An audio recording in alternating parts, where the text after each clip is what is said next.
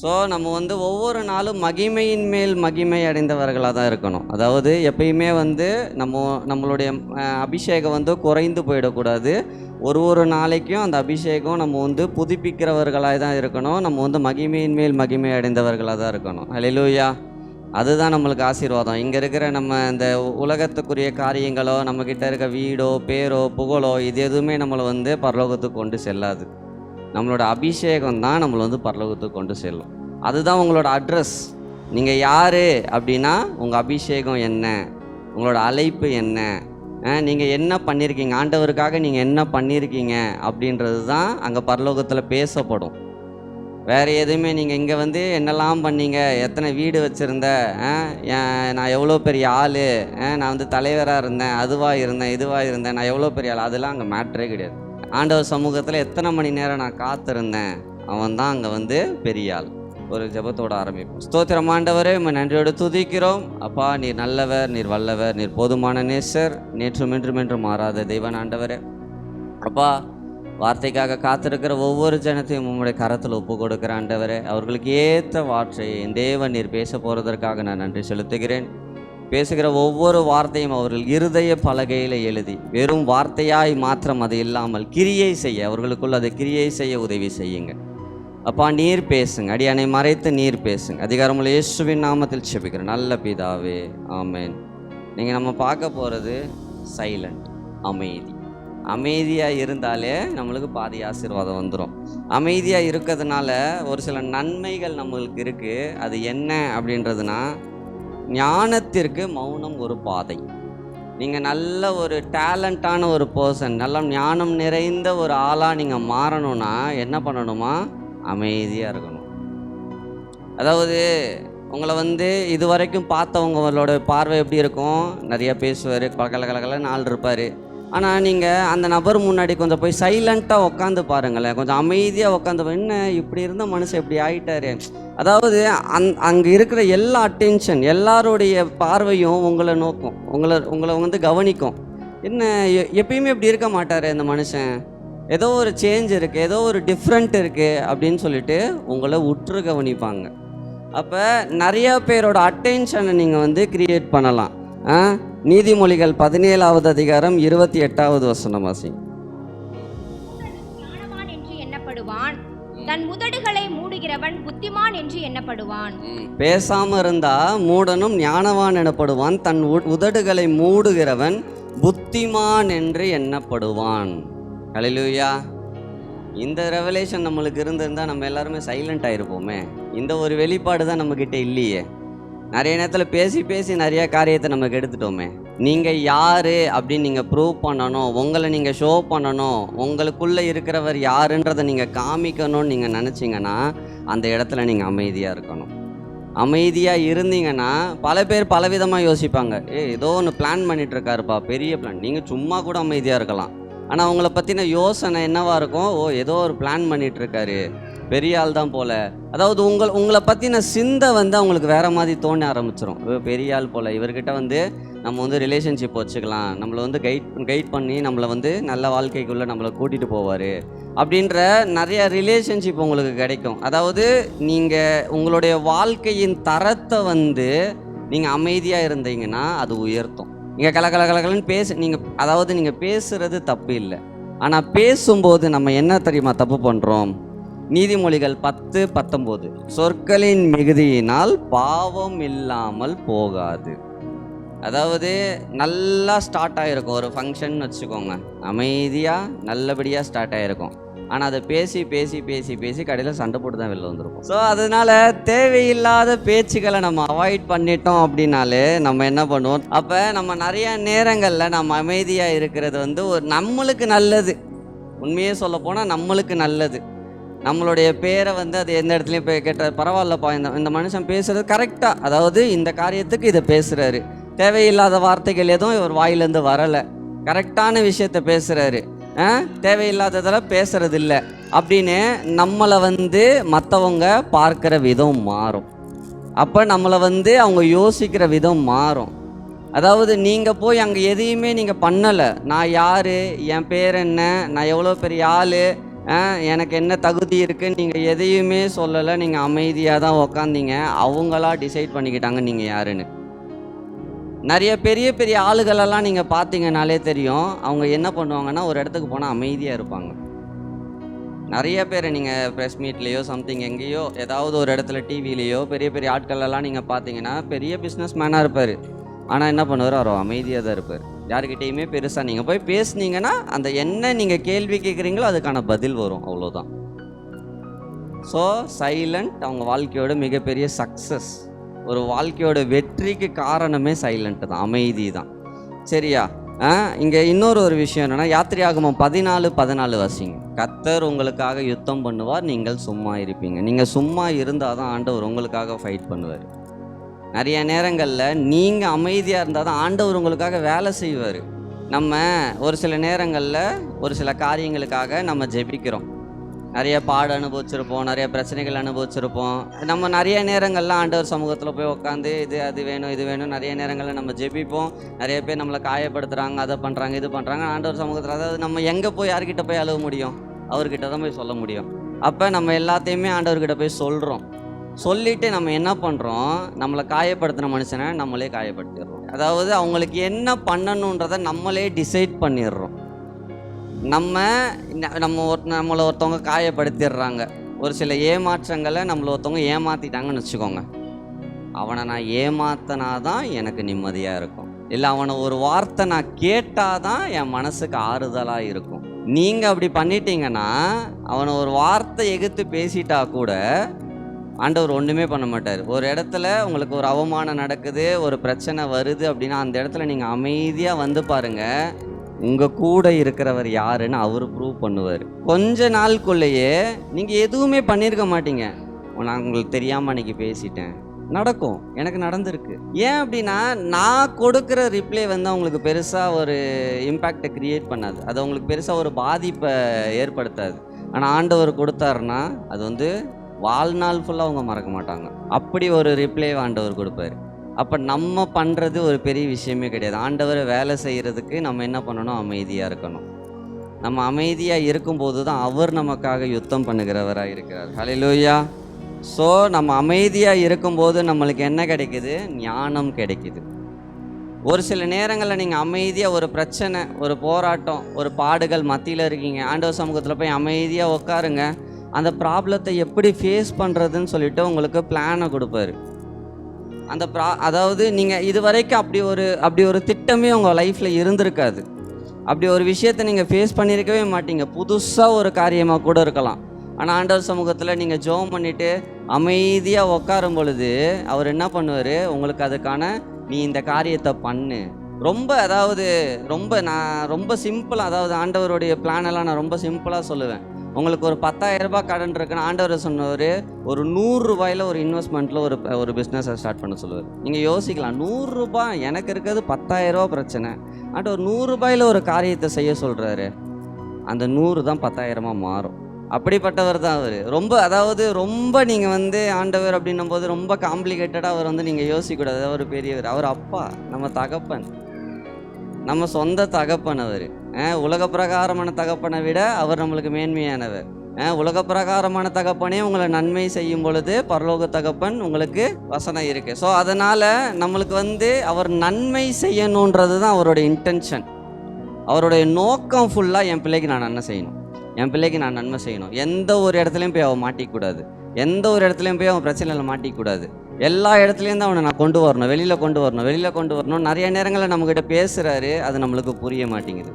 ஆனால் நீங்கள் ஆண்டவரோட சத்தம் உங்களுக்கு கேட்கணுன்னா கூட நீங்கள் அமைதியாக தான் இருக்கணும், தெரியுமா? 1 ராஜாக்கள் 19வது அதிகாரம் 11 - 13 வசனங்கள் வாசிங்க. அப்பொழுது அவர், நீ வெளியே வந்து கர்த்தருக்கு முன்பாக பர்வதத்தில் நில் என்றார்.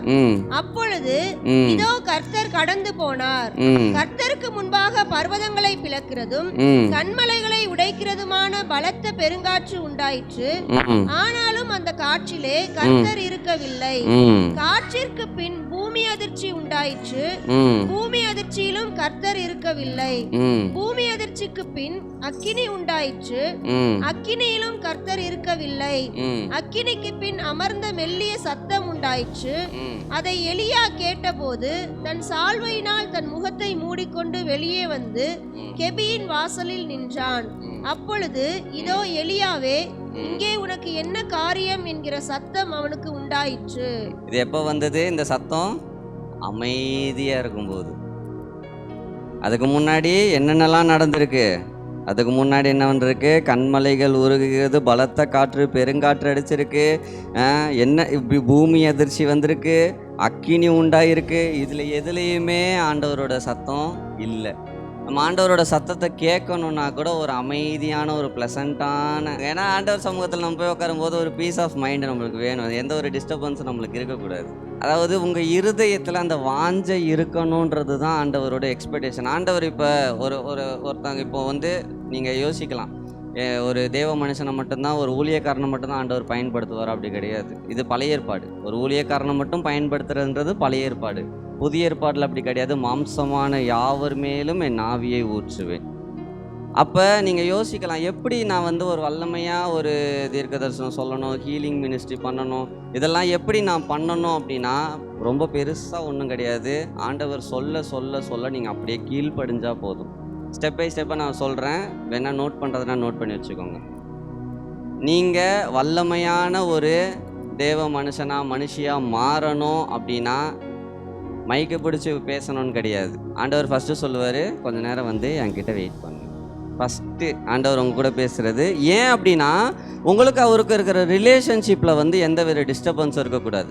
ஒரு பெரிய மால் ஒன்று இருக்குது. சிசிடிவி கேமரா ஆப்ரேட்டருக்குன்னு தனியாக ஒரு ரூம் கொடுத்துருப்பாங்க. ஒரு திருடன் வரான், திருடுறதுக்கு ஒரு திருடன் வரான். அப்போ அந்த திருடன் வரான்றதை இந்த கேமராவில் இந்த சிசிடிவி ஆப்ரேட்டர் வந்து பார்த்துட்டாரு. ஓடி போய் சொல்ல முடியாது, அதுக்குள்ளே அவன் போயிடுவான். அந்த ஸ்டோர் மேனேஜருக்கோ இல்லை அங்கே வேலை செய்கிற யாருக்கோ ஃபோன் பண்ணணும்.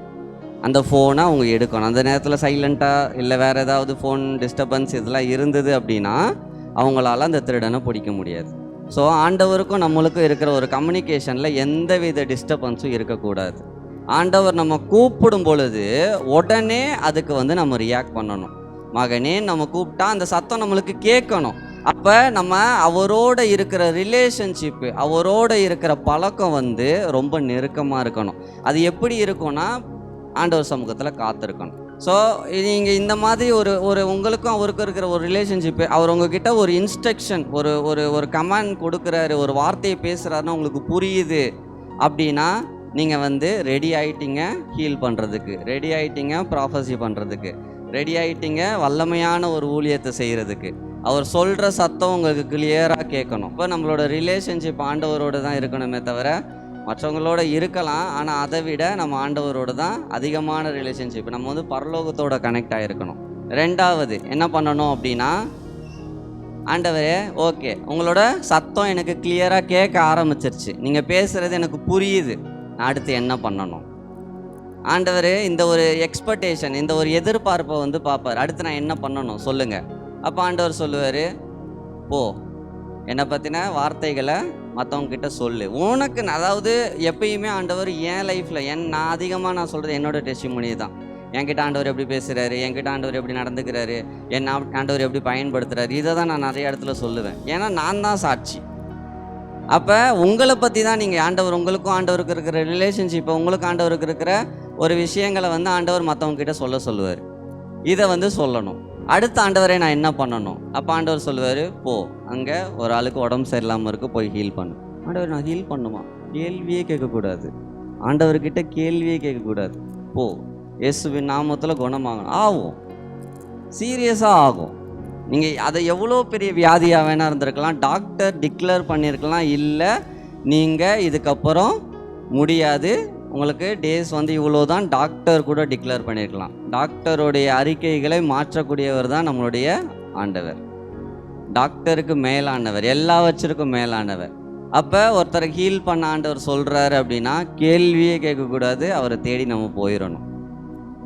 அடுத்து அதை முடிச்சுட்டு, அதாவது எப்பயுமே வந்து ஒரு இடத்துல நம்ம வந்து இன்னொரு விஷயம் ஆண்டவர் எதிர்பார்க்கறது போதும்னு சொல்லிட்டு நம்ம நின்று, எனக்கு இது போதும்பா என்னால் ஹீல் பண்ண முடியுதுப்பா போதும்பா. அதாவது நம்ம எந்த ஒரு இடத்துலையுமே ஓகே அப்படின்னு சாட்டிஸ்ஃபேக்ஷன் வந்து ஆண்டவருக்கு பிடிக்காத ஒரு விஷயம்.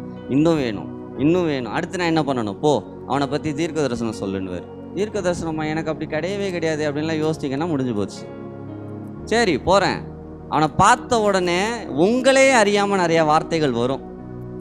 அது அவனோட வாழ்க்கையில் நடந்திருக்கும். அவன் யாருன்னு கூட தெரியாதவனாக இருக்கலாம். ஆனால் நீங்கள் போய் நிற்கும்போது அந்த ஃப்ளோ வந்து வரும். உள்ளேருந்து அவரு பேசுவார். அடுத்து என்ன பண்ணணும் ஆண்டவரே, சரி இதெல்லாம் பண்ணிட்டியா, போ அங்கே ஒருத்தன் செத்துட்டான், போய் எழுப்பி விடுங்க. இந்த ஒரு தாகம், அடுத்து நான் என்ன பண்ணணும், வாட் நெக்ஸ்ட், அடுத்து நான் என்ன பண்ணணும், அடுத்து நான் என்ன பண்ணணும்னு ஆண்டவர்கிட்ட கேட்டுக்கிட்டே இருந்தீங்க, ஆண்டவரோட பேசிக்கிட்டே இருந்தீங்க அப்படின்னா என்ன நடக்கும், உங்களை வந்து ஒரு வல்லமையான ஒரு ஊழியம் செய்யக்கூடிய ஒரு கேப்பபிலிட்டி உங்களுக்கு வந்துடும். இதில் இன்னொரு ஆடட் பெனிஃபிட் என்ன அப்படின்னா, நீங்கள் எதெல்லாம் உங்கள் வாழ்க்கையில் வேணும்னு நினச்சிங்களோ அதுவும் உங்கள் பின்னாடியே வந்துடும். பேர் வந்துடும், புகழ் வந்துடும், பணம் வந்துடும், செழிப்பு வந்துடும், நல்ல வீடு கட்டிடும். இது எதையுமே நீங்கள் ஃபோக்கஸ் பண்ணல. உங்களோட ஃபோக்கஸ் எங்கே இருந்தது, ஆண்டவர் அடுத்து நான் என்ன பண்ணணும், அடுத்து நான் என்ன பண்ணணும். அதுதான் முதலாவது தேவனுடைய ராஜ்யத்தையும் நீதியையும் தேடுங்கள், இவைகள் எல்லாம் உங்களுக்கு கூட கொடுக்கப்படும். அப்போ உங்களோட ஃபோக்கஸ் வந்து அவர் மேலே இருந்தது. உங்களுடைய நோக்கம் வந்து அடுத்து நான் என்ன பண்ணணும் ஆண்டவர். அதாவது ஒரு அற்புதம் நீங்கள் செஞ்சிட்டிங்கன்னா அடுத்து உங்களுக்கு ஆசை வந்துடும். யோவான் எழுதின சுவிசேஷத்தில் நீங்கள் படிச்சிங்கன்னா உங்களுக்கு தெரியும், முதல் அற்புதத்தை ஆண்டவர் கானா ஒரு கல்யாணத்தில் பண்ணார். அந்த அற்புதம் செஞ்சதுக்கப்புறம் அங்கே அந்த வசனம் தெளிவாக சொல்லும், சீஷர்கள், அவரோட கூட இருந்த சீஷர்கள் அவரை நம்பினாங்க, விசுவாசித்தார்கள். அற்புதம் நடந்ததுக்கப்புறம் தான் அங்கே விசுவாசம் வந்தது. மேபி ஆண்டவர் சொல்லிட்டாரு, ஆனால் நீங்கள் போயிட்டீங்க, ஆனால் அங்கே அற்புதம் நடக்கலை. உடனே நம்ம என்ன பண்ணுவோம், தொய்ந்து போயிடுவோம். என்ன ஆண்டவரே, நீங்கள் தானே சொன்னீங்க நான் போனேனே அப்படின்னு நம்ம போவோம். ஒரு வேலை அற்புதம் நடக்கலைன்னா சரி ஓகே அடுத்து நான் என்ன பண்ணணும். எந்த இடத்துலையுமே ஒரு தொய்வு நம்மக்கிட்ட இருக்கவே கூடாது. இதெல்லாம் நீங்கள் பண்ணீங்க அப்படின்னா உங்களை மாதிரி ஒரு வல்லமையான ஊழியத்தை யாராலையுமே பண்ண முடியாது. ஆண்டவருக்கு உங்களுக்கு இருக்கிற நெருக்கம் தான் உங்களை வல்லமையாக ஊழியம் செய்ய வைக்கும். அவர் பேசுகிறது உங்களுக்கு கிளியராக கேட்கணும், அவர் சொல்கிறதுக்கு நீங்கள் ஒபே பண்ணணும். அப்போ நீங்களும் வல்லமையாக யாராக இருந்தாலும் பரவாயில்ல, உங்கள் கூட வேலை செய்கிறவங்களா இருக்கட்டும், பக்கத்து வீட்டுக்காரங்களா இருக்கட்டும், யாராக வேணா இருக்கட்டும், உடம்பு சரியில்லைன்னு சொல்கிறாங்களா, கையை வைங்க மேலே, ஜோம் பண்ணுங்க, என்ன பிரச்சனையோ உடைங்க, பிசாசு போராட்டமாக இருந்தாலும் தைரியமாக துரத்துங்க. பிசாசு, அதாவது வேதம் சொல்லுகிறது, பிசாசு எதிர்த்து நில்லுங்கள், அவன் உங்களை விட்டு ஓடி போவான். இங்கே ஆண்டவர் ஏதாவது சொல்கிறாரா, பிசாசு போராட்டமாப்பா வா என்னை கூப்பிடு நான் வரேன், நீங்கள் கூப்பிட்டாரா, எதிர்த்து நில்லுன்னு நம்மளை தான் சொல்கிறாரு. பிசாசு நம்மளுக்கு பயப்படுவான், அவன் பயந்த சுபாவம் உள்ளவன் தான். ஆனால் அவன் என்ன பண்ணுறான், நம்மளை பயம்படுத்திக்கிட்டு இருக்கான். பிசாசுக்கிட்ட உங்களுக்கு ஒரு உண்மையை சொல்கிறேன், பிசாசுக்கிட்ட இப்போ ஒரு அதிகாரமும் கிடையாது, ஒன்றுமே இல்லைப்பா. லிட்ரலி அவன் எம்டி, ஜீரோ, அப்படி தான் இருக்கான். ஆனால் எல்லாமே என்கிட்ட இருக்க மாதிரி காமிச்சு, அதாவது ஒரு சிலர் வந்து ஒன்றுமே இல்லைனாலும் எல்லாமே இருக்க மாதிரி காமிச்சுப்பாங்க தெரியுமா, அந்த மாதிரி தான் பிசாசு. அந்த மாதிரி தான் பிசாசு நம்ம வாழ்க்கையில் கிரியை செஞ்சுக்கிட்டு இருக்கான். அதுக்கு நம்மளும் அதை நம்பிடுறோம். ஓகே ஆமாம் பிசாசு பெரிய ஆளுப்பா, அவன்லாம் பெரிய காரியங்களை செஞ்சுருவான், அவனெல்லாம் எதிர்த்து நம்மளால் ஒன்றும் பண்ண முடியாது. இந்த ஒரு மைண்ட் செட்டுக்குள்ளே நம்ம போயிடுறோம். ஃபஸ்ட்டு இந்த மைண்ட் செட்டெல்லாம் மாற்றணும். நம்ம கூட இருக்கிறவர் யார், அவர் எவ்வளோ வல்லமையானவர், அவர் எவ்வளோ பெரிய காரியங்களை செஞ்சுருக்கிறாரு, எத்தனை மரித்தவர்களை உயிரோடு எழுப்பியிருக்கிறாரு, கண்ணு தெரியாதவனை பார்க்க வச்சிருக்காரு, பேச முடியாதவனை பேச வச்சிருக்கிறாரு, காது கேட்காதவனை கேட்க வச்சிருக்கிறாரு, எவ்வளோ அற்புத அடையாளங்களை செஞ்சுருக்கிறாரு. அப்போ எவ்வளோ பெரிய காரியங்களை அவர் செஞ்சுருக்கிறார். அவருடைய பார்வைக்கு இதெல்லாம் சும்மா சாதாரணமான காரியம். அப்போ நம்ம வாழ்க்கையில் இருக்க பிரச்சனைலாம் அவருக்கு ஒன்றுமே இல்லை, சொல்லப்போனால் ஒன்றுமே இல்லை. அப்போ நம்மளோட ஃபோக்கஸ், நீங்கள் அதாவது உங்களுடைய போராட்டம், உங்களுடைய பிரச்சனை, உங்களுடைய பாடுகள்னு உட்காந்து ஜோமான பிரச்சனை அதிகமாக தான் போகும். உங்களுக்காக நான் என்ன செய்யணும் சொல்லுங்கள். இந்த சபைக்கு நீங்கள் கொண்டு வந்திருக்கிறீங்க, நான் இந்த சபைக்கு நான் என்ன செய்யணும், ஆத்துமாதாயா செய்யணும். சபை இப்படியே இருக்கிறது ஆண்டவரோட சித்தம் கிடையாது. பெருகணும், வலதுபுறமும் இடதுபுறமும் இடம் கொண்டு பெருகுவாய்னு சொல்லியிருக்கிறார். அப்போ நீங்கள் தான் இந்த சபைக்கு ரெஸ்பான்சிபிலிட்டி, நீங்கள் தான் இந்த சபைக்கு ஊழியம் செய்யணும். உங்களை நம்பி தான் ஆண்டவர் இந்த சபையை கொடுத்துருக்கிறார். எந்த ஒரு மனுஷனும் ஒரு காரியம், அதாவது தாவீது சொன்னது போல தான், நான் இங்கே வந்ததுக்கு முகாந்திரம் இல்லையா, நீங்கள் இந்த சபைக்கு வந்ததுக்கு ஒரு நோக்கம் இருக்குது, நீங்கள் இந்த பூமிக்கு வந்ததுக்கு ஒரு நோக்கம் இருக்குது, உங்களை ஒரு குடும்பத்தில் ஆண்டவர் இணைச்சிருக்கிறாரா அதுக்கு ஒரு நோக்கம் இருக்குது. எல்லாத்தையுமே அவரோட பிளான் படி தான் பண்ணிகிட்டு இருப்பாரே தவிர சும்மா ஏதோ ஏனோ தானோன்னு எதுவுமே நடக்காது. அப்படி ஒரு மைண்ட் செட்லாம் இருந்ததுன்னா இப்போவே அதெல்லாம் தூக்கி போட்டுருங்க. எதுவுமே அவரோட பிளான் படி தான் நடக்குமே தவிர நான் யோசித்தேன் அதனால் என் வாழ்க்கையில், அதாவது நிறைய பேர் சொல்லுவாங்க டெய்லி நான் ஏஞ்சிக்கிறேன், சாப்பிட்றேன், நல்லா இருக்கேன், இதுதான் எல்லார் வாழ்க்கையிலுமே நடக்குது, இதெல்லாம் ஒரு நார்மலாக நடக்கிற ஒரு ரொட்டீன்ஸ் தானே. அப்படி கிடையாது. நாளைய நாளை பார்க்கணுமா பார்க்கக்கூடாதான்னு அவர் டிசைட் பண்ணணும். வேண்டான்னு நினச்சிட்டாருன்னு முடிஞ்சு போச்சு. ஏன்னா நிறைய பேர் இன்றைக்கி நைட்டு படுத்தவங்க காலையில் ஏஞ்சிக்கலை. அப்போ ஒரு ஜீவன ஆண்டவர் நம்மளுக்கு கொடுத்துருக்காரு, நம்மளை நம்பி எக்ஸ்ட்ரா ஒரு நாளை கொடுத்துருக்கிறாரு, எக்ஸ்ட்ரா இத்தனை வருஷம் நம்மளை வந்து நடத்தியிருக்கிறாரு. ஆனால் அதுக்காக நம்ம என்ன பண்ணியிருக்கோம்? ஒன்றுமே பண்ணல. இப்போ வரைக்கும் நம்ம ஆண்டவருக்காக ஒன்றுமே பண்ணல தான். அப்போ அவருக்காக, அதாவது உங்களோட கேள்வி இதுக்கப்புறம் என்னவாக இருக்கணும்? நான் என்ன பண்ணணும் ஆண்டவரே? கேட்பீங்களா? நான் என்ன பண்ணணும் ஆண்டவரே? உங்களுக்காக நான் என்ன பண்ணணும்ப்பா சொல்லுங்கள். அவர் ரொம்ப அழகாக பேசுவார். அவரோட சத்தத்தை நீங்கள் கேட்டுட்டீங்க அப்படின்னா அது எப்படி சொல்கிறது, அந்த ஒரு ஃபீல்லேருந்து நீங்கள் வெளியில் வர முடியாது. அந்த ஒரு விஷயத்தை நீங்கள் அனுபவிச்சிட்டிங்கன்னா அது அவ்வளோ ஈஸியாக நீங்கள் அதுலேருந்து வெளியில் வர முடியாது. ரொம்ப, அதாவது உங்களுக்கு டைம் போகிறது தெரியாது, உங்களோட பிரச்சனை கண்ணுக்கு தெரியாது, உங்களோட பாடுகள் கண்ணுக்கு தெரியாது, எதுவுமே உங்கள் கண்ணுக்கு தெரியாது பெருசாக. அவரோட நீங்கள் பேசி பழக ஆரம்பிச்சிட்டிங்க, அவரோட ஒரு உறவுக்குள்ளே நீங்கள் போயிட்டீங்க அப்படின்னா உங்கள் பார்வைக்கு எதுவுமே பெருசாக தெரியாது. எல்லாத்தையுமே என்னால் ஃபேஸ் பண்ண முடியும்னு ஒரு பயங்கரமான ஒரு கான்ஃபிடென்ட் உங்களுக்குள்ளே வந்துடும், ஒரு பயங்கரமான ஒரு நம்பிக்கை உங்களுக்குள்ளே வந்துடும். இல்லை, ஓ இந்த பிரச்சனையா, இதெல்லாம் சும்மா சாதாரணம்பா, எல்லாம் ஈஸியாக தாண்டி வந்துடும். ஏன்னா என் கூட இருக்கிறவர் யார்? உலகத்தில் இருக்கிறவனிலும் எனக்குள்ளே இருக்கிற ஒரு பெரியவர். அவர் வார்த்தை உங்களை உற்சாகப்படுத்தும். ஆண்டவருடைய வார்த்தையை வந்து திரும்பி திரும்பி திரும்பி திரும்பி அறிக்கையிட்டுக்கிட்டே இருங்க. அறிக்கையிடும் போது என்ன நடக்கும்? ரட்சிப்பு கிடைக்கும். ரட்சிப்புனா என்ன? விடுதலை வரும், உங்கள் வாழ்க்கையோட விடுதலை. இன்னும் நம்ம வந்து நிறைய பேர் முழுமையான ஒரு ரட்சிப்புக்குள்ளே வரல. இன்னும் நிறைய இடத்துல நம்ம ஸ்ட்ரக் ஆகி தான் நின்றுட்டுருக்கோம். நிறைய போராட்டங்களை இன்னும் நம்ம வந்து ஃபேஸ் பண்ணிக்கிட்டு தான் இருக்கோம். அப்போ ஒரு முழுமையான ரட்சிப்பு நம்மக்கிட்ட இல்லை. ஆனால் வேதம் என்ன சொல்லுகிறது? குமாரன் விடுதலையாக்கினால் மெய்யாகவே விடுதலையாவீர்கள். அப்போது ஒரு கம்ப்ளீட்டான, ஒரு முழுமையான, ஒரு பரிபூர்ண விடுதலையை தான் ஆண்டவர் நம்ம வாழ்க்கையில் தரணுன்னு இருக்கார். இந்த அறகுறை, இந்த கொஞ்ச நாளைக்கு உங்கள் வாழ்க்கையில் இருக்காது திரும்பி, அப்படிலாம் கிடையாது. உங்கள் வாழ்க்கையை விட்டு ஒரு பிரச்சனை போயிருச்சுன்னா நீங்கள் நல்லா யோசித்து பாருங்கள், ஆண்டவர் உங்களுக்கு ஒரு மெய்யான விடுதலையை கொடுத்துருக்காரு. அந்த பிரச்சனை திரும்பி வராது, வேறு பிரச்சனை தான் வரும். பிரச்சனை இல்லாமலாம் இருக்காது, வரும். ஏன்னா நம்ம வந்து நிறைய நேரங்களில் நம்மளுக்கு எதிரி இருந்தால் தான் நம்மளால் போராட முடியும். எதுவுமே இல்லைன்னா ரொம்ப சோர்வாயிடுவோம், உட்காந்துருவோம், என்ன ஒன்றும் கிடையாதுப்பா, நம்மளுக்கு எதிரி யாருமே இல்லை, ஜாலியாக இருக்கலாம் அப்படின்ற ஒரு மைண்ட் செட், அந்த ஒரு ஜோனுக்குள்ளே போயிடுவோம். இப்போ நம்ம கண்டினியூஸாக ஒரு 6 நாள் வேலைக்கு போகிறோம், ஒரு நாள் ரெஸ்ட் எடுத்துட்டோன்னா திரும்பி அடுத்த நாள் வேலைக்கு போகிறதுக்கு மைண்டு வராது. ஸோ இதே கான்செப்ட் தான், இந்த ஒரு மனநிலை தான். அதனால தான் டெய்லியும் ஜெபம் பண்ணணும், டெய்லியும் பைபிள் படிக்கணும், டெய்லியும் அவருக்கும் இருக்கிற ஒரு ரிலேஷன்ஷிப் அடிக்கடி செக் பண்ணுங்கள். நான்லாம் செக் பண்ணுவேன், ஆண்டவர் என் கூட இருக்கீங்கன்னா ப்ரூவ் பண்ணுங்கள். நீங்களும் கேட்கலாம், தாராளமாக கேட்கலாம். உங்களுக்கும் அவருக்கும் இருக்கிற ரிலேஷன்ஷிப்பை அடிக்கடி செக் பண்ணி பார்த்துக்கணும்.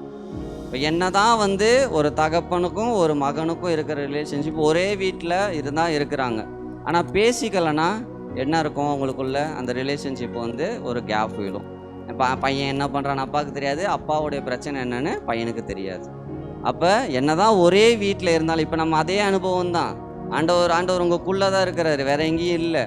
அவர் உங்கள் பரிசுத்த ஆவியானவர் உங்களுக்குள்ளே தான் இருக்கிறாரு, பிதா உங்களுக்குள்ளே தான் இருக்கிறாரு, கிறிஸ்து உங்களுக்குள்ளே தான் இருக்கிறாரு. ஆனால் நம்ம அவர் கூட பேசாததுனால அவருடைய தாகம் என்னன்னு நம்மளுக்கு தெரியல, அவருடைய வாஞ்சை என்னன்னு நம்மளுக்கு தெரியல, நம்மளுடைய பிரச்சனை என்னன்னு அவருக்கு நம்ம சொல்ல முடியலை. கம்யூனிகேஷன் இல்லை, நம்ம அவரோட பேச முடியலை, பேசுறது இல்லை. அப்போ நம்ம அவரோட பேச பேச பேச பேச பேச பேச தான் உங்களுக்கு அவருக்கும் இருக்கிற ரிலேஷன்ஷிப்பு ரொம்ப நெருக்கமாகும். நீங்கள் கூப்பிட்ட உடனே பதில் கொடுப்பார். உங்களுக்கு அவர் கூட இருக்கும்போது ஒரு மிகப்பெரிய பலன், பரிசுத்த ஆவியானவர் உங்களுக்குள் வரும்பொழுது நீங்கள் பலன் அடைந்து, அந்த பலன் உங்களுக்குள்ளே இருந்ததுன்னா நீங்கள் ஈஸியாக எல்லாத்தையும் ஃபேஸ் பண்ணுவீங்க. எதுவுமே உங்களுக்கு வந்து பாதகமாக இருக்கவே இருக்காது உங்கள் வாழ்க்கையில். அப்போ ஆண்டவரோட நம்மளுக்கு ஒரு உறவு நம்மளுக்கு வேணும், சரியா? அதாவது முழுமையாக அவருடைய பிரசன்னத்தில் மௌனமாக இருக்கும்போது நம்மளுக்கு வந்து நிரம்ப முடியும். ஆபகுக் 2வது அதிகாரம் 20வது வசனம். அப்போ கர்த்தர் எங்கே இருக்கிறாராம்? தமது பரிசுத்த ஆலயத்தில் இருக்கிறார், பூமி எல்லாரும் அவருக்கு முன்னாடி மௌனமாக இருக்கும். அப்போ அவரை நம்ம சுமந்து கொண்டவர்களா, அவரை நம்ம தரித்தவர்களாக நம்ம மாறிட்டோம்னா, நம்ம முன்னாடி ஆண்டவர் சமூகத்தில் நீ போய் உக்காந்தீங்கன்னா உங்களை பார்க்கும் பொழுது அவர்கள் யாரை பார்ப்பாங்க? தேவர்களை போல இருக்கிறாங்களே, இந்த முகப்பொழிவு எப்பா தேவரை போல இருக்கே அப்படின்றது தான் மற்றவங்க உங்களை பார்ப்பாங்க. இதுதான் உங்களுடைய அடையாளம், உண்மையான அடையாளம் இதுதான். உங்களுடைய ஃபேமிலி பேக்ரவுண்ட் கிடையாது, உங்களோட பேர் கிடையாது, உங்களுடைய புகழ் கிடையாது, உங்களோட ஜாதி கிடையாது, எதுவுமே உங்களோட அடையாளம் கிடையாது. தேவனுடைய பிரசன்னம் தான் உங்களோட அடையாளம், தேவனுடைய பிரசன்னம் தான் உங்களுடைய அட்ரஸ். நீங்கள் யாருன்னு மற்றவங்களுக்கு காமிக்கிறது தேவனுடைய பிரசன்னம். அவருடைய பிரசன்னத்தில் நீங்கள் காத்து இருக்கணும். ஆனால் நம்மளால தான் வெயிட் பண்ண முடியலையே. உடனே எனக்கு வேணும், எனக்கு கேட்ட உடனே கிடைக்கணும். ஆண்டவர் எப்பயுமே தரமானதை தான் நம்ம வாழ்க்கையில் தருவார். கேட்ட உடனே கொடுத்துட்டா அது தரமாக இருக்காது. கேட்ட உடனே கொடுத்துட்டா நம்மளே என்ன பண்ணுவோம்? ஒரு நாளைக்கு அது ஃபெயிலியர் ஆயிடுச்சுன்னா திரும்பி ஆண்டவரே கேள்வி கேட்போம். ஆண்டவரே நான் கேட்ட உடனே நீங்கள் கொடுத்தீங்க, நீங்கள் கொடுத்தது தானே இப்படி இருக்குன்னு நம்ம ஆண்டவரே கொஸ்டின் கேட்போம். அப்போ ஆண்டவர் நம்மளுக்கு ஒரு பெஸ்ட்டு இருக்கிறதுலையே இப்படி ஒன்றே அவன் வாழ்க்கையில் இருந்திருக்கக்கூடாதுன்னு ஒரு பெஸ்ட்டை தான் நம்ம வாழ்க்கையில் கொடுக்கணும்னு அவர் நினைப்பார்.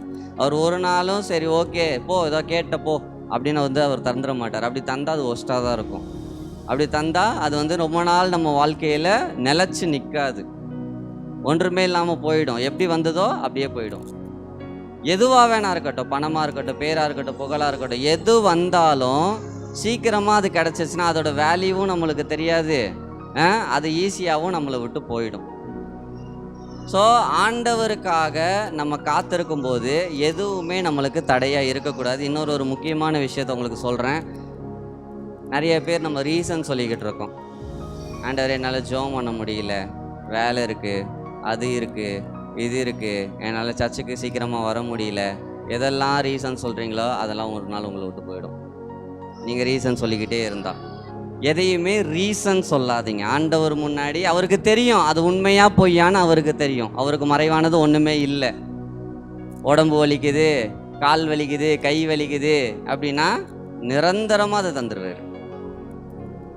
அதுதானே அதனால தானே நீ எனக்கும் உனக்கு இருக்கிற ரிலேஷன்ஷிப்பை கட் பண்ண. நிரந்தரமாக இருக்கட்டும், வலியோடையே இரு, வாழ்நாள் ஃபுல்லாக வலியோடையே இரு. உன் பிள்ளை தான் உனக்கு பிரச்சனையா, நான் எடுத்துக்கிறேன். உன் வேலை தான் உனக்கு பிரச்சனையா, நான் எடுத்துக்கிறேன்.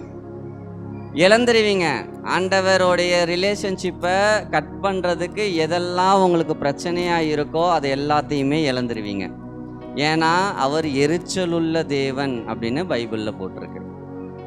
வேதம் சொல்லுது அவர் எரிச்சலுள்ள தேவன், ஒரு பொசசிவ் காட். அவருடைய வேல்யூ, அவருக்கு கொடுக்க வேண்டிய கனத்தை நீங்கள் வேறு இடத்துல கொடுத்தீங்கன்னா அது உங்களுக்கு இருக்காது, போயிடும், உங்களை விட்டு போயிடும். ஸோ அவருக்கு நீங்கள் கொடுக்க வேண்டிய கனத்தை நீங்கள் கொடுத்து தான் ஆகணும். இது ரிக்வஸ்ட்டு கிடையாது, இட்ஸ் எ கமெண்ட். இது கட்டளை. இது நீங்கள் ஃபாலோ பண்ணி தான். ஒரு சில விஷயங்கள் ஆண்டவர் நம்மளுக்கு அன்பாக சொல்லுவார், ஒரு சில விஷயத்த நம்மளுக்கு கடிந்து கொள்கிற மாதிரி பேசுவார். நம்மளுக்கு நிறைய பேருக்கு வெறும் ஆசீர்வாதத்தை மட்டும் பேசினா தான் பிடிக்குது. இப்போல்லாம் கடிந்து கொள்கிற மாதிரி பேசினா பிடிக்க மாட்டேங்குது. அவர் தகப்பன், அவருக்கு எல்லா உரிமையும் இருக்குது. நம்மளை அடிக்கிறதுக்கும் அவருக்கு உரிமை இருக்குது, அணைக்கிறதுக்கு உரிமை இருக்குது, செல்லம் கொஞ்சறதுக்கும் உரிமை இருக்குது, திட்டுறதுக்கு உரிமை இருக்குது, எல்லாத்துக்குமே உரிமை இருக்குது. அப்போ எப்பயுமே கொஞ்சிக்கிட்டே இருப்பாரா அப்படின்னு கேட்டால் கிடையாது.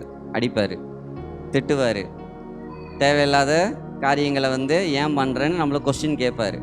ஸோ எல்லாத்தையுமே நம்ம ஏற்றுக்கொள்ளணும். காரணம் இல்லாமல் அவர் பேச மாட்டார், சும்மா அனாவசியமாக அவர் திட்ட மாட்டார். நீங்கள் பண்ணியிருப்பீங்க, அதுக்காக திட்டு வாங்கியிருப்பீங்க. அப்போ ஆண்டவருடைய ஒவ்வொரு இன்ஸ்ட்ரக்ஷனும் நம்ம ஃபாலோ பண்ணணும், ஒவ்வொரு வழி நடத்தல. ஓகே, அப்போ ஒரு வார்த்தை உங்களை நோக்கி வருது, ஒரு காட்டமான ஒரு வார்த்தை உங்களை நோக்கி வருதுன்னா நீங்கள் உணர்ந்து கொள்ளணும். ஓகே, அப்போ இந்த காரியம் ஆண்டவருக்கு பிடிக்கலை, அப்போ நான் இதை செய்யக்கூடாது. உங்களை ஆண்டவர் புகழ்கிறாரு, இல்லை உங்களை கொஞ்சுறாரு அப்படின்னா, ஓ அப்போ இந்த காரியம் ஆண்டவருக்கு பிடிச்சிருக்கு, இதை நான் திரும்பி செய்யணும். இதெல்லாம் ஹிண்ட்டு, இதெல்லாம் ஒரு இன்ஸ்ட்ரக்ஷன். ஆண்டவர் உங்களோடு பேசுகிற ஒரு இன்ஸ்ட்ரக்ஷன். இந்த மாதிரி விஷயங்கள்லாம் உங்களுக்கு தெரியணும். அப்போ இப்படி தான் ஆண்டவர் பேசுவாரானா அப்படி தான் ஆண்டவர் பேசுவார். வெளியரங்கமாக உடனே எல்லாருக்கிட்டையும் மகனே மகளே அப்படிலாம் பேச மாட்டார். அப்போ நம்மளுக்கு அந்த உணர்வு வேணும். நான் ஆண்டவருக்காக என்ன பண்ணணும், ஆண்டவருக்கும் எனக்கும் இருக்கிற ரிலேஷன்ஷிப்பில் எதுவுமே தடையாக இருக்கக்கூடாது. எதுவுமே எனக்கும் ஆண்டவருக்கு இருக்கிற உறவில் வந்து எதுவுமே பாதகமாக இருக்கக்கூடாது. என்னுடைய மாம்சம் கூட, ஏன்னா இந்த மாம்சம் பரலோகத்துக்கு போக போகிறது இல்லை. இந்த மாம்சம் மண்ணோட மண். கொலைசெயர் புஸ்தகத்தில் சொல்லப்பட்டிருக்கு, பூமியிலும் பூமியின் உள்ளவைகள் மேலும் அன்பு கூறாதிருங்கள், அதற்கு மேலானவைகளை நாடுங்கள். அப்போ இங்கே இருக்கிற எதுவுமே, இங்கே லட்சமாக கோடி கோடியாக பணத்தை சேர்த்தாலும் அது நீங்கள் கொண்டு போகிறது கிடையாது. பங்களாவாக வீடு கட்டினாலும் அது நீங்கள் கொண்டு போகிறது கிடையாது. பட்டமாக டிகிரி வாங்கினாலும் நீங்கள் அதை கொண்டு போகிறது கிடையாது. இது எல்லாமே நீங்கள் இங்கே இருக்கிற வரைக்கும் நீங்கள் அனுபவிச்சுக்க முடியுமே தவிர எதையுமே நீங்கள் பரலோகத்துக்கு கொண்டு போகிறது கிடையாது. சரி, எத்தனை பேருக்கு தெரியும் நம்மளுக்கு வந்து இன்னொரு வானம் இன்னொரு பூமி வரப்போகுது அப்படின்னு? நம்ம நிரந்தரமாக பரலோகத்தில் இருக்க போகிறோம் கிடையாது. பரலோகத்தில் ஒரு குறிப்பிட்ட நேரம் நம்ம இருப்போம், குறிப்பிட்ட காலங்கள் நம்ம இருப்போம். அதுக்கப்புறம் வந்து இன்னொரு வானமும் இன்னொரு பூமியும் உருவாக்கப்படும். வெளிப்படுத்தின விசேஷம் 21வது அதிகாரம் 1வது வசனம். அப்போ என்ன நடக்க போகுது? புதிய வானமும் புதிய பூமியும் உருவாக போகுது. நம்ம கடைசி காலங்களில் இருக்கோம். எத்தனை பேருக்கு தெரியும்? கடைசி காலங்களில் ஏன் ஆண்டவர் இன்னும் தாமதிக்கிறாரு அப்படின்னா, ஒரே ஒரு விஷயந்தான். பூமியில் இருக்க எல்லா கடைசி பரியந்தம், அதாவது எல்லா இடுக்களையும் அவருடைய நாமம் செல்லணும், சுவிசேஷம் செல்லணும். இன்னும் நிறைய ஊரில் வந்து இயேசு கிறிஸ்து யாருன்னே தெரியாமல் இருக்கிறாங்க. இன்னும் நிறைய ஊரில் வந்து சுவிசேஷம் இன்னும் போகல. அதெல்லாம் யார் கொண்டு போவா? நம்ம தான் கொண்டு போவோம். கடைசி காலங்களில் பயங்கரமான எழுப்புதல் நடக்கும். இதெல்லாம் எப்படி நடக்கும்னா உங்கள் மூலியமாக தான் நடக்கும். நீங்கள் ஏதாவது செய்ய போகிறீங்க. வல்லமையான ஊழியத்தை உங்களை கொண்டு தான் ஆண்டவர் செய்ய போகிறார். இந்த சபை நிரம்பணும்னா அது உங்களால் தான் முடியும். ஸோ அப்போ நம்மளால் என்ன பண்ண முடியும் அப்படின்னா, ஆண்டவருக்காக என்ன செய்யணும் அப்படின்றத நம்மளுடைய இன்டென்ஷன், அதாவது அதுதான் நம்மளுடைய நோக்கமாக இருக்கணும். கடைசியாக ஒரு வசனம், ஏசாயா 30வது அதிகாரம் 15வது வசனம். நீங்கள் மனம் திரும்பி அமர்ந்திருந்தால் ரட்சிக்கப்படுவீர்கள். சைலண்ட்டாக இருந்தால் உங்களுக்கு ரட்சிப்பு வரும். அமைதியாக இருந்தால் உங்களுக்கு ரட்சிப்பு உங்களை தேடி வரும். எது? மனம் திரும்பி. சும்மா சைலண்ட்டாக இருந்தால் கிடையாது. மனம் திரும்பி இந்த காரியத்தை என் வாழ்க்கையிலேருந்து நான் அகற்றுறேன், இது ஆண்டவருக்கு பிடிக்கலை. உங்களுக்கு தெரியும், நிறைய பேருக்கு வந்து அந்த உணர்வு இருக்கும், இந்த காரியத்தை நான் ரிப்பீட்டாக நான் பண்ணிக்கிட்டு இருக்கேன், இது ஆண்டவருக்கு பிரியம் இல்லைன்றது உங்களுக்கு நல்லாவே தெரியும். எந்தெந்த காரியத்தை உங்கள் வாழ்க்கையிலேருந்து நீங்கள் எடுக்கணுன்றது உங்களுக்கு நல்லாவே தெரியும். எதையுமே வந்து சொல்ல வேண்டிய அவசியம் இருக்காதுன்னு நினைக்கிறேன்.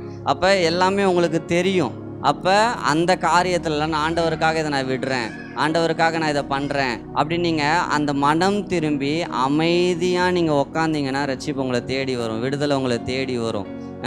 அதாவது நம்ம நிறைய நேரத்தில் ஒரு சில பாவங்களை வந்து என்ன பண்ணுவோம், நான் இதுக்கப்புறம் நான் ஃபாலோ பண்ணக்கூடாது அப்படின்னு நம்ம வந்து என்ன பண்ணுவோம், விட்டுருவோம். குறிப்பிட்ட நேரங்கள் நம்மளால் கண்ட்ரோல்டாக இருக்க முடியும். அதுக்கப்புறம் நம்ம என்ன பண்ணுவோம், திரும்பி அந்த பாவத்தை செஞ்சுருவோம். அப்போ இதுக்கு மன்னிப்பு இருக்கா அப்படின்னா கண்டிப்பாக மன்னிப்பு இருக்குது. மன்னிச்சிருவார். அவர் இரக்கமுள்ள தேவன். 7-70 தரம் மன்னிக்க அவர் உண்மையுள்ளவர். இரக்கம் இருக்குது, ஆனால் பாவத்துக்கும் மீறுதலுக்கும் வித்தியாசம் தெரியணும். மன்னிச்சிருவார் திரும்பி பண்ணுறது மீறுதல். உங்களால்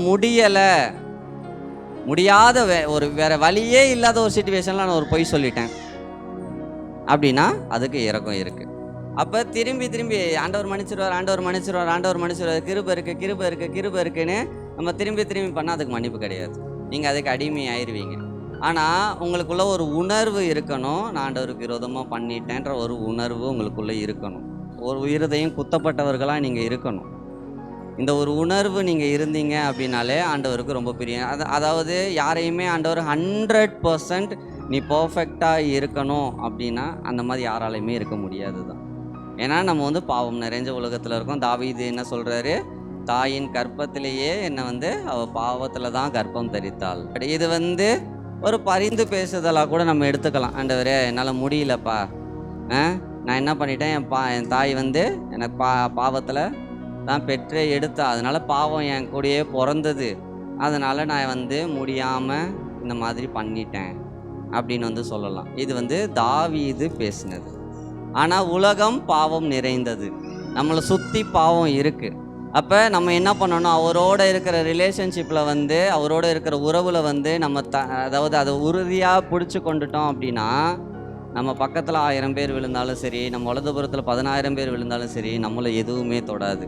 அவருடைய உன்னதமானவரின் மறைவில் இருக்கிறவன் சர்வ வல்லவரின் நிழலில் தங்குறான். அப்போ அவர் தான் நம்மளுக்கு அடைக்கலம். அவர் இல்லாமல் நான் இல்லை, நான் ஆண்டவர் இல்லாமல் நான் தனியாக சர்வே பண்ணிடுவேன், என்னால் தனியாக வாழ்ந்துட முடியும் அப்படின்லாம் நினச்சிங்கன்னா உங்களால் ரொம்ப நாள் வாழ முடியாது, ரொம்ப நேரம் கூட வாழ முடியாது. இன்னைக்கு நம்ம விட்டுக்கிட்டு இருக்க இந்த சுவாச காற்று அவர் கொடுத்தது. அவருடைய சுவாசத்தை நம்ம மேலே ஊற்றினாரு, மனிதன் ஜீவாத்மாவானான். அவருடைய சுவாச காற்றில் தான் நம்ம என்ன பண்ணிக்கிட்டு இருக்கோம், வாழ்ந்துக்கிட்டு இருக்கோம். அவருடைய ரத்தத்தினால தான் நம்மளை மீட்டெடுத்திருக்கிறாரு. நிறையா காரியங்களை நம்ம போய் இதெல்லாம் கேட்கலாம், ஆண்டவரே உங்கள் சுவாச காற்றை என்கிட்ட கொடுங்க, உங்களுடைய ரத்தத்தினால என்னை மீட்டெடுங்க, எதையுமே நம்ம கேட்கல. அவர் நம்ம மேலே வச்சுருந்த அதீதமான அன்பு, அது அன்கண்டிஷ்னல் லவ். ஆண்டவரோட அன்பு எப்பயுமே சொல்லுவாங்க அன்கண்டிஷ்னல் லவ். ஏன்னா ஒரு அன்கண்டிஷ்னல் லவ், ஒரு நிபந்தனையற்ற அன்பு எப்படிப்பட்டதாக இருக்குன்னா, நீங்கள் பாவமே செஞ்சாலும், அவருக்கு விரோதமாக செஞ்சாலும் அவரால் உங்களை வெறுக்க முடியாது. இல்லை நீ எனக்கு விரோதமாக செஞ்சுட்ட, நீ திரும்ப திரும்ப இதை பண்ணிக்கிட்டே இருக்க, எனக்கு நீ வேணான்னு அவர் ஒரு நாளும் ஒதுக்க மாட்டார். வா, உனக்காக ஒரு நாள் இருக்குது, வச்சுருக்கேன். அதாவது சொல்லுவாங்க, வலை விரிக்கும் போதே வந்துடணும், தூண்டில் மாட்டினா அடிபட்டு வருவோம். நான்லாம் தூண்டில் மாட்டல மீன் தான். ஸோ வலை விரிக்கும் போதே வந்துட்டோன்னா சேஃபு. அப்போ ஆண்டவர் சொல்கிற நிறையா போதனைகளை நம்ம கீழ்ப்படிஞ்சு அதன்படி நடந்தோன்னா நம்மளுக்கு சேஃபு. தூண்டில் மாட்டினா அடிபட்டு உதப்பட்டு மிதிப்பட்டு மூஞ்சி முகரெல்லாம் தேஞ்சு கிழிஞ்சு வருவோம். ஆண்டவர் அதுக்கு ரொம்ப வெயிட் பண்ணுவார். அப்போ எவ்வளோ பொறுமை உள்ளவர் அவர் தான் நம்மளை தேடி வந்தார். நீங்கள் என்னை தெரிந்து கொள்ளவில்லை, நான் தான் உங்களை தெரிந்து கொண்டேன். அவர் தெரிஞ்சு கொண்டுட்டார், அவர் நம்மளை மீட் எடுத்துட்டார். இனி நம்மளுக்கு இந்த ஒரு உணர்வு மட்டும்தான் நம்மக்கிட்ட இருக்கணும். நான் எந்த ஒரு சிச்சுவேஷன்லேயும் எந்த ஒரு சூழல்லையும் அவருக்கும் எனக்கும் இருக்கிற உறவுக்கு எந்தவித பாதகமும் வந்துடக்கூடாது. அப்போ அவர் நிறையா இடத்துல அவர் யாருன்னு அவர் ப்ரூவ் பண்ணணும்னு அவர் நினச்சிக்கிட்டே தான் இருப்பார். அவருக்கு அந்த ஒரு கான்சியஸ் மைண்ட் எப்பயுமே இருக்கும். நான் யாருன்னு தெரிஞ்சுக்கணும், என் பிள்ளைங்க நான் யாருன்னு தெரிஞ்சுக்கணும், அப்பா யாருன்னு தெரியணும்ல. ஒரு பெரிய ஒரு பிஸ்னஸ் மேனோட ஒரு பையன், ஒரு பிஸ்னஸ் மேனோட ஒரு பையன் இருக்கிறான். அவன் சொல்லுவானா என்கிட்ட காசே இல்லைன்னு, ஏன்னா அவங்க அப்பா யாருன்னு அவனுக்கு தெரியும். அதாவது நம்மளோட மைண்ட் செட்டு தான் நம்மளுக்கு பெரிய பிரச்சனையே. ஸோ நம்மளோட மைண்ட் செட் மாறணும். நம்ம யாருன்னு நம்ம தெரியணும், நம்ம தகப்பன் யாருன்னு நம்மளுக்கு தெரியணும், அவர் எவ்வளோ பெரியவர்னு நம்மளுக்கு தெரியணும், அவர் நம்ம கூட இருந்தால் வியாதி எனக்கு வராதுன்றது நம்மளுக்கு தெரியணும், பலவீனம் என்னை தொடாதுன்றது நம்மளுக்கு தெரியணும், எந்த பிசாசும் நம்மளை தொட முடியாதுன்றது நம்மளுக்கு தெரியணும், எந்த போராட்டமும் எந்த பண பிரச்சனையும் எதுவுமே என்னை டிஸ்டர்ப் பண்ண முடியாதுன்றது நம்மளுக்கு தெரியணும். இதெல்லாம் தெரியலைன்னா நீங்கள் பிரச்சனையில் இருக்கீங்கன்னு அர்த்தம், அவரோட வேல்யூ உங்களுக்கு தெரியலைன்னு அர்த்தம். ஸோ தெரிஞ்சுக்கோங்க. நிறைய நேரங்களில் ஆண்டவர் சமூகத்தில் போய் நான் நேற்று சொன்னது தான், அமைதியாக உட்காருங்க, எதுவுமே நீங்கள் பண்ண வேணாம், அமைதியாக உட்காருங்க, அவர் பேசுவார். பரவாயில்ல, அரை மணி நேரம் 1 மணி நேரம் ஆனாலும் பரவாயில்ல, தூக்கம் வந்தாலும் பரவாயில்ல, தரிசனத்தின் மூலியமாக பேசுவார். அவர் எப்படா என் பிள்ளை என்கிட்ட வராதுன்றது தான் அவருடைய எக்ஸ்பெக்டேஷனாக இருக்கும். அப்போ அவர் உங்ககிட்ட பேசுவார். அவர் பேசுகிற தேவன், நம்ம ஆராதிக்கிற தேவன் உண்மை உள்ளவர், ஜீவன் உள்ளவர், இன்றைக்கும் ராஜாதி ராஜாவாய் அவர் இருக்கிறார். அல்லேலூயா.